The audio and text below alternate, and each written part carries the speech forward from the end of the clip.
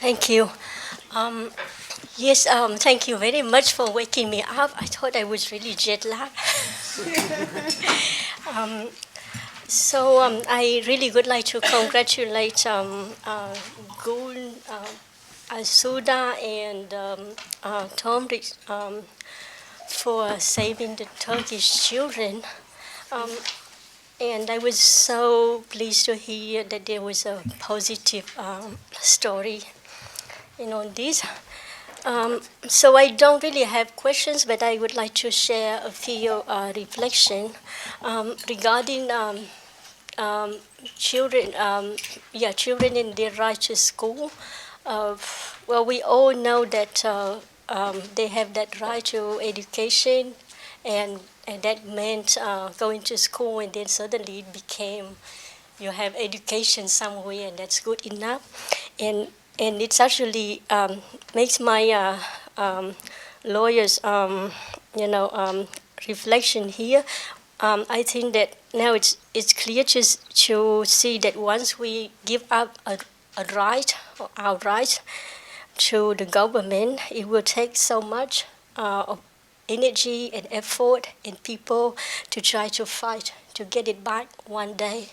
And I think this is one of the lessons I got from COVID and lockdown.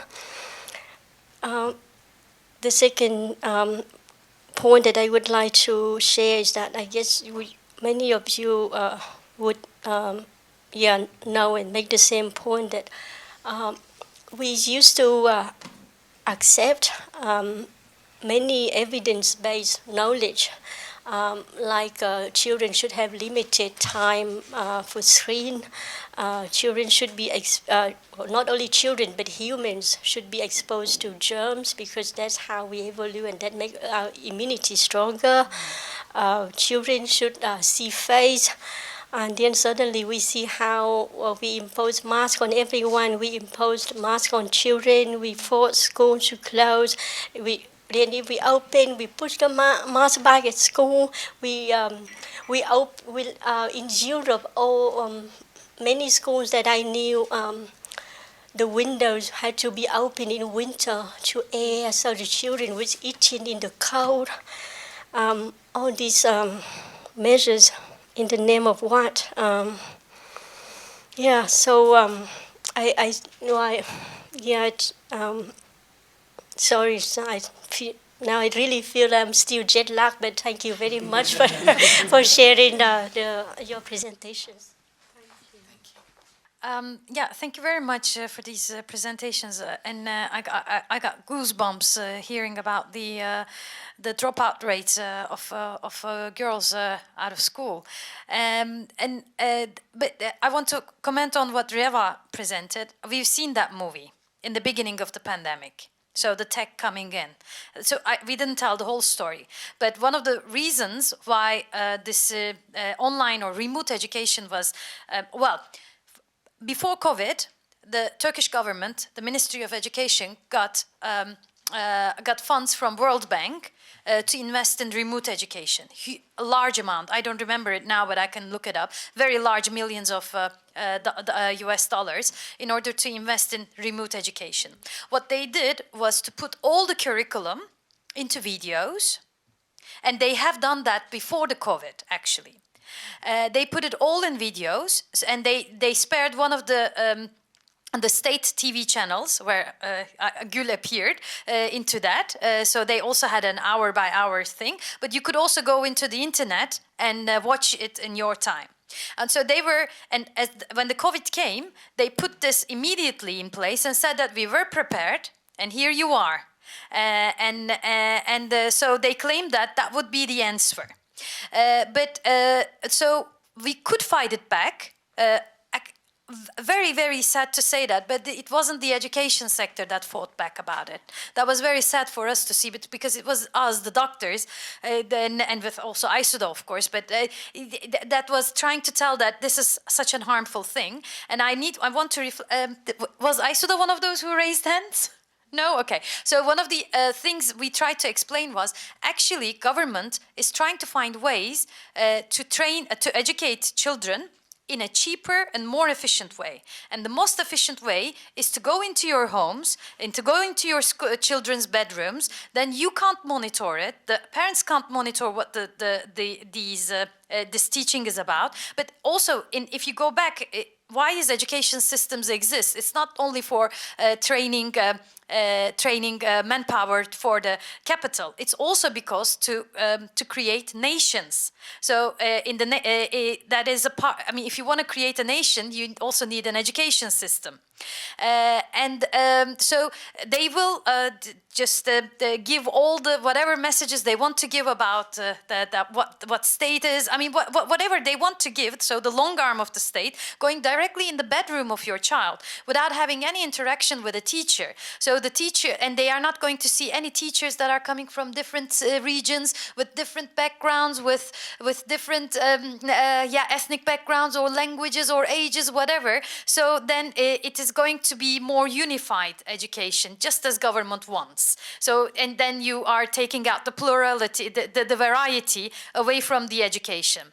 And the also in the beginning, the parents didn't see that how harmful this whatever online education was, but we also tried to show them by saying this and by explaining them this is actually quite a neoliberal thing that is turning the kids into machines, and we could fight it back. And also they saw that it didn't work after a while. So for now it seems like it was pushed away, the tech in education, for a while. Let's see how they're going to come back. But I'm so sad to hear what happened there in India with these agendas again. So that now, I mean, they're using the post-COVID era as an opportunity. So in our case, it was the beginning of COVID as an opportunity. So it's very sad to see this happening indeed. And there should be something done about it. Yeah, I just had a quick question because I think I've heard about the Gates Foundation several times in several presentations, and are they behind some of this these strategies, and what do you think their motive is? I mean, I read critics of them from health, for example. They do what they want to do, not really what the country wants, etc. But what is he doing now in there? Thanks very much. I had a question for Elsa. I'm just trying to understand, just get my head around that the Angolan government was telling, as I understand it, peasants or farmers to stay home and not work in their fields. I mean, in the lockdowns that we experienced in the West, quote unquote essential workers were allowed to go to work, and that one would imagine that farmers would be essential workers. And I guess along with that question of how is this actually enforced in rural areas? Yeah, thank you for three fantastic presentations. My question to the first presenter, Gul. I was just curious, at the best of times, social media can be a very toxic sort of environment for women. And when you're talking about, what was a very polarizing conversation, how was the reaction like? Twitter is most unkind, to women, for example. Did you find yourself sort of speaking to the converted or preaching to the converted, or there's some nasty pushback, gendered nasty pushback, from those you're targeting? Thank you. I'll start with the last question. I wasn't experienced in social media, and I thought if I presented something that is useful in a nice way, I wouldn't be attacked, or anyone wouldn't be attacked. That was very optimistic, of course. That's because I wasn't there before, and I never did anything mean to anyone, even on social media, and I thought everyone would be like that. But then it wasn't gender-based. It was basically,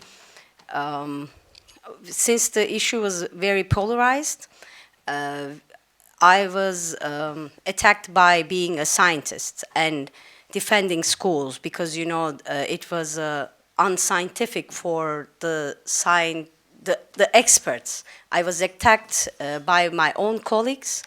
I don't mean in the same institution, but I mean all the doctors that believe that schools shouldn't be open.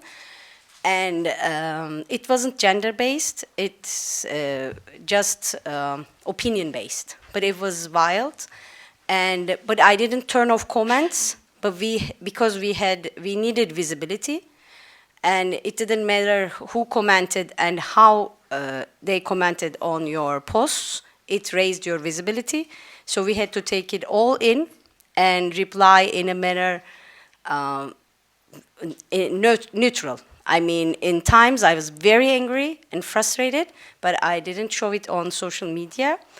And they were attacking, the only thing that was gender-based was being a mother. You know, they were saying, do you want your child to die of COVID?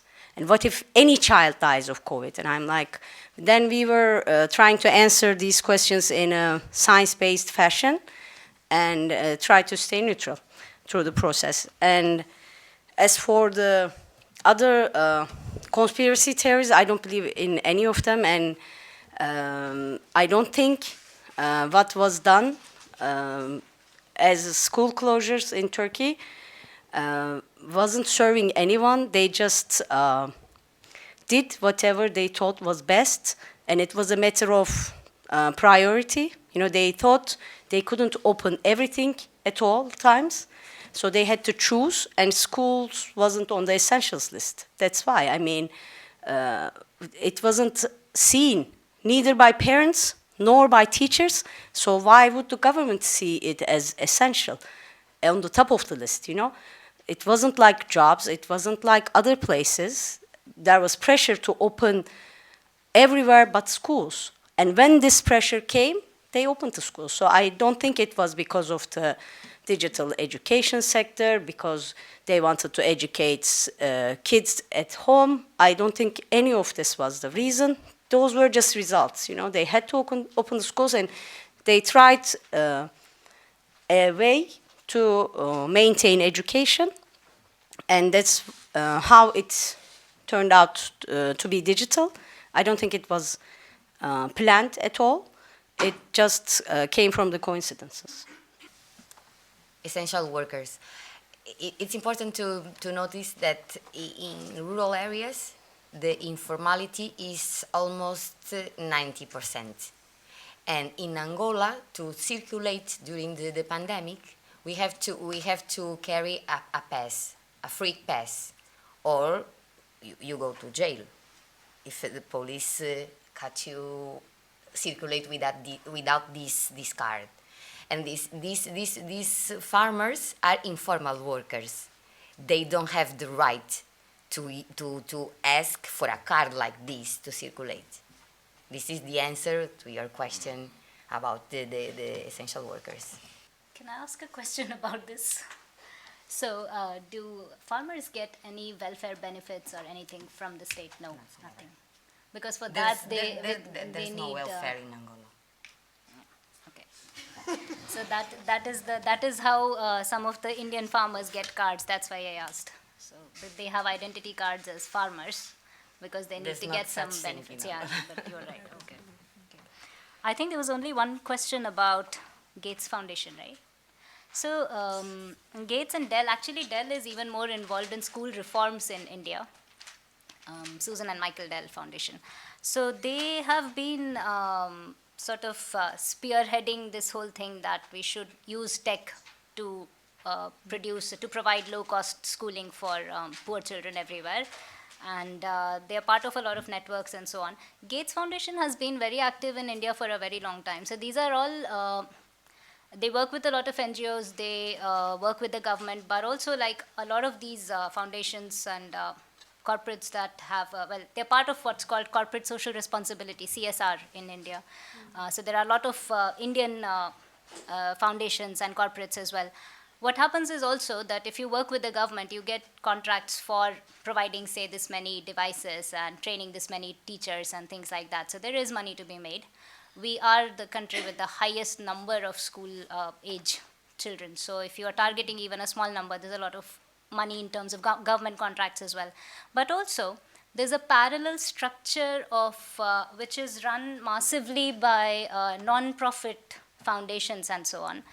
And it's almost as complex a bureaucracy at this point as the Ministry of Human Resource Development used to be, which was our ministry in charge of education. And now recently this government has changed it to the name to Ministry of Education. But what has happened then is slowly the entire state school system, through the process of public-private partnership, is kind of being replaced by private providers. So there's a lot of ways in which through teacher training. So there are now private teacher training colleges as well. There's a for-profit sector, but there's also a non-profit sector. But basically, the whole state system is being replaced. So at one point, you will have so little of the state. Right now, the most marginalized groups, including the poorest children, but also tribal communities and so on, the lowest caste groups and so on, their children still depend on state provision more. But if the state provision slowly dwindles away or becomes more like insignificant, then you have a whole market ready, then you can convert even the non-profit to for-profit. So there's a process here that's been going on for about 3 decades now, since late 1980s. So that's why I said this is an older process. This is not a new thing that started now. It's just that this is a new excuse for this. Thank you, Tori. Thank you for the presenters, for the interesting conversation that's been going on. I have a question for Elsie, because I think what you talked about reflect quite a lot about some of the other things that is happening from countries that speak Portuguese, or the history of it, about this space, rural versus urban, in the sense that Luanda become Angola, Bissau is Guinea-Bissau, for that matter. But I was just wondering about the question of gender that you talked about. In other words, inability or no will from the government in terms. I don't know, but I'm just asking a question. Were there or is there any women's movement that stemmed from the War of Independence, like what we have in Guinea-Bissau, that perhaps you could work with in terms of pushing that idea that gender is fundamental? If women were part of war, they are also part of the economy now. So I think that is very important. If it is not, I don't know, but I'm just thinking, because civil society have their limitation. Possibly most of them would be based in Luanda, and they are run by men rather than women being representative part of it. Wellington, I'll come over to you because you had your hand up. Thomas, is it all right if I ask Wellington? Thank you. Again, I think I was so pleased to hear a couple of things from the presentation. And then from Reva, I can see dimensions about how businesses from the ICT is creeping in to change narratives. And these narratives are really not so good about some of this we know, but sometimes we ignore them, especially when they're just building up.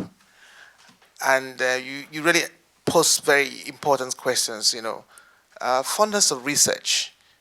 And when you have agenda setting, money goes into all of some agenda which really do not fall in place with normal reasoning pipelines.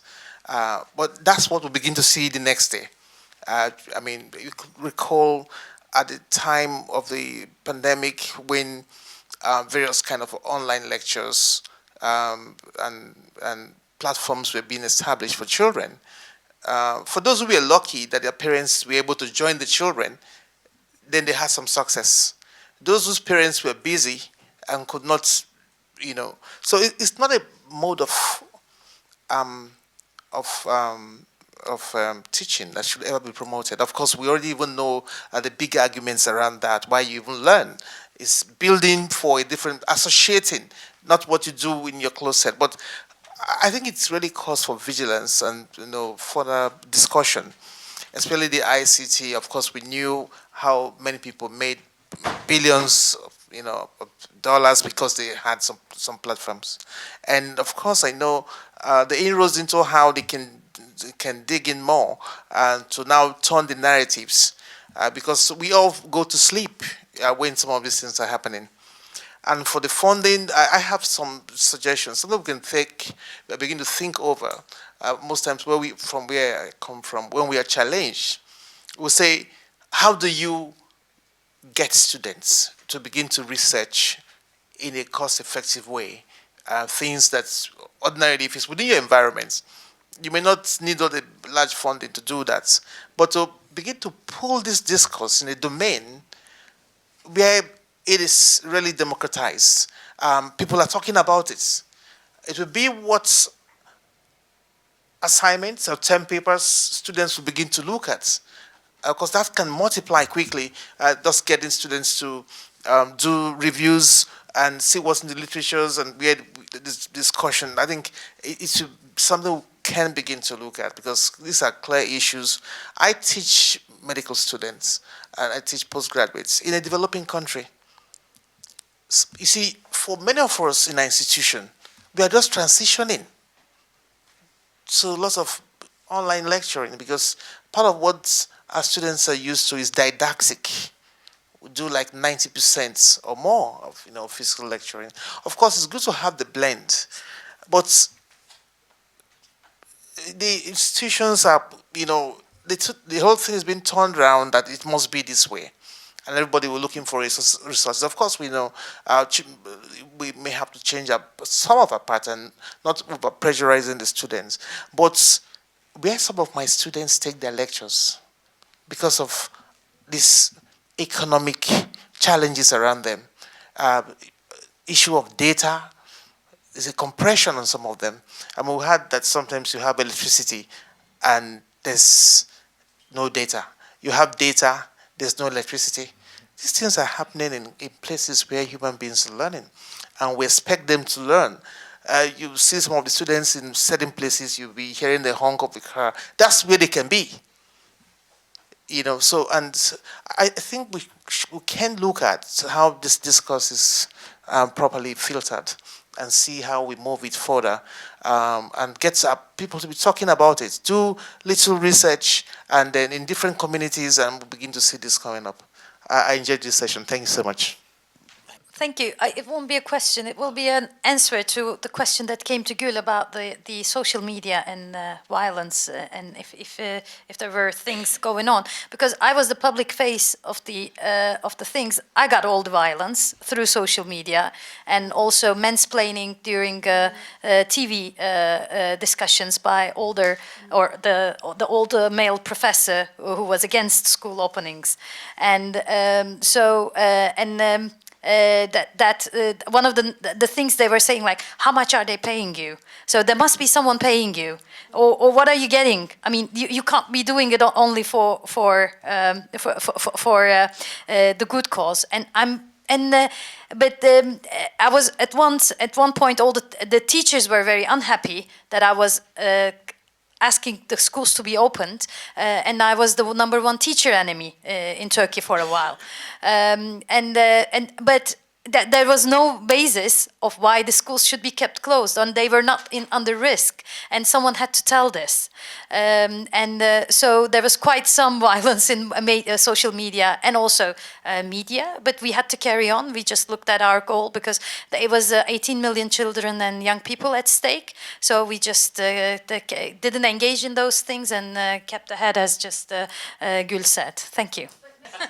We had a community of people that trusted us, because Thomas and I had built a community for about 10 years with mothers, and they really trusted us, and they came to support us when the times were tough.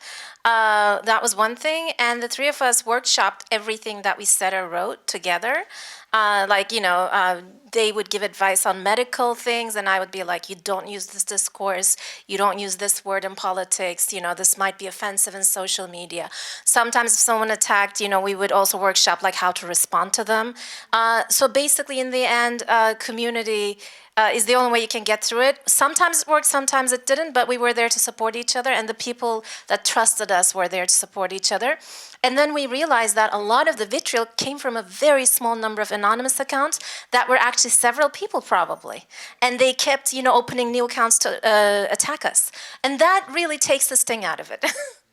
Yeah, I mean, I just want, there's been lots of thank yous, but I want to thank, all the participants for today. It's been, we've all got a lot to think about, and we'll carry on doing that. And I think everybody's tired. Some people, I can be quite a hard task person when it comes to this kind of event. So we've been at it for 9 hours. That's long enough, probably. So we'll have a rest.